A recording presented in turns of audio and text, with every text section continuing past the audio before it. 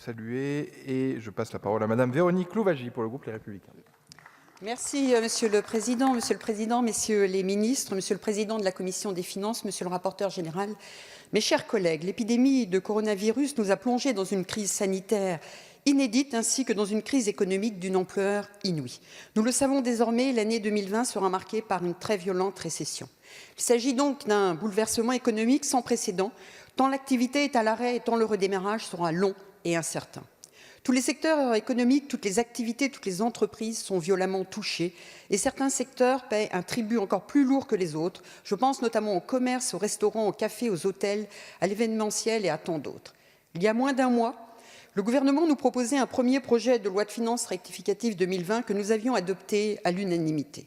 Hélas, la conjoncture et la persistance de cette crise montrent que les premières prévisions du PLFR du 19 mars étaient trop optimistes et imposent de débloquer en urgence de nouvelles aides beaucoup plus conséquentes.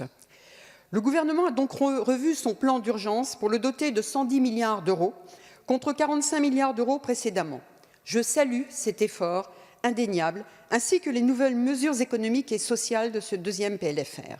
Aider les ménages les plus vulnérables est important et essentiel dans ce contexte.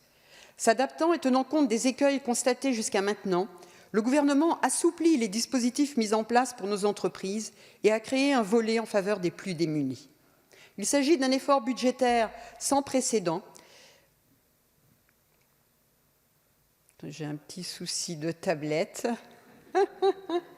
Et c'est pourquoi les députés Les Républicains voteront ce texte. Voilà, je voulais insister sur cet aspect finalement. Néanmoins, il faut encore aller plus loin.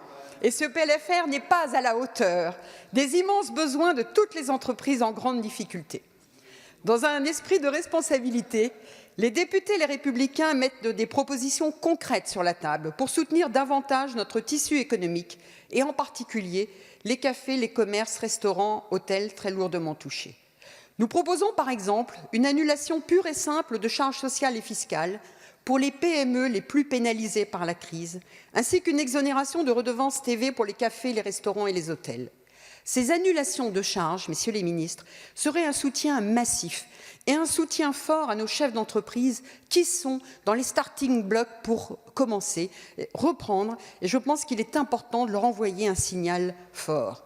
Nous souhaitons par ailleurs augmenter de 2 milliards le montant du fonds de solidarité pour augmenter le montant des aides versées et élargir le nombre de bénéficiaires et ainsi, comme le disait le président de la Commission des finances, combler les trous dans la raquette. Les conditions d'éligibilité au fonds de solidarité doivent être moins strictes. Des soutiens forts à des secteurs particulièrement touchés doivent être adoptés.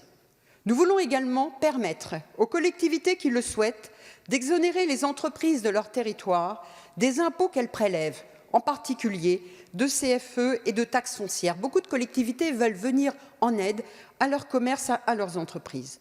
Nous demandons également la reconnaissance d'un état de catastrophe sanitaire pour faciliter la prise en charge d'une partie des pertes d'exploitation des plus petites entreprises.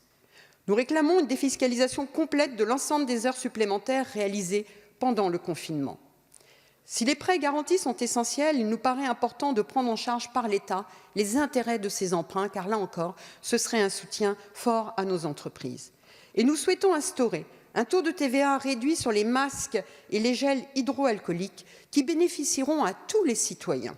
Car un tel taux de TVA, au lieu et place de 20% pour les masques et gels, qui deviennent des produits de première nécessité, est une aide à tous nos citoyens. Hier, en commission des finances, aucune de nos propositions n'a été retenue. Nous espérons qu'il en soit différemment ce jour et que nos amendements trouvent un écho favorable. Le débat devra également apporter des réponses aux nombreuses questions qui demeurent, concernant par exemple les conjoints collaborateurs, les mandataires sociaux ou un certain nombre de conditions d'attribution des aides promises par le Fonds de solidarité. Ces questions sont essentielles car nous ne devons oublier personne. Si par ailleurs ce PLFR ne peut être la seule réponse à la crise, c'est parce que le meilleur moyen de réduire les effets de celle-ci est que l'activité reparte en maîtrisant la crise sanitaire. Et il faudra d'ailleurs une très grande lisibilité sur la situation actuelle et sur la situation du déconfinement dès le 11 mai. Comment, par exemple, les entreprises du bâtiment vont pouvoir reprendre si les masques manquent? Pour redonner confiance à nos chefs d'entreprise, il faut leur donner de la visibilité. Enfin, le temps le contrôle en temps réel des mesures votées est indispensable. Aussi, nous accorderons une très grande importance à la nécessaire application sur le terrain des dispositifs votés, car il ne servira à rien de voter dans l'urgence si derrière l'application n'est pas opérationnelle. Notre mission du contrôle de l'exécution est essentielle. Je termine, Monsieur le Président. Nous prendrons donc pleinement notre part à cette mission pour veiller à ce que l'application des dispositifs soit simple, opérationnelle et pragmatique. Il est impératif que le gouvernement mette à la disposition des députés des tableaux de bord journaliers, et j'insiste bien journaliers, de suivi des différents dispositifs par département, par strate d'entreprise et par secteur d'activité. Seuls des outils en temps réel nous permettront d'ajuster, de corriger et de s'adapter rapidement. Messieurs les ministres, mes chers collègues, tous ensemble, nous nous devons de gagner cette bataille contre le Covid-19. C'est la raison pour laquelle nous vous assurons du soutien des députés Les Républicains et voterons ce PLFR. Même si nous voulons, nous devons aller encore beaucoup plus loin pour sauver nos entreprises et préparer le déconfinement économique. Merci beaucoup, Madame Louwagie, pour le groupe.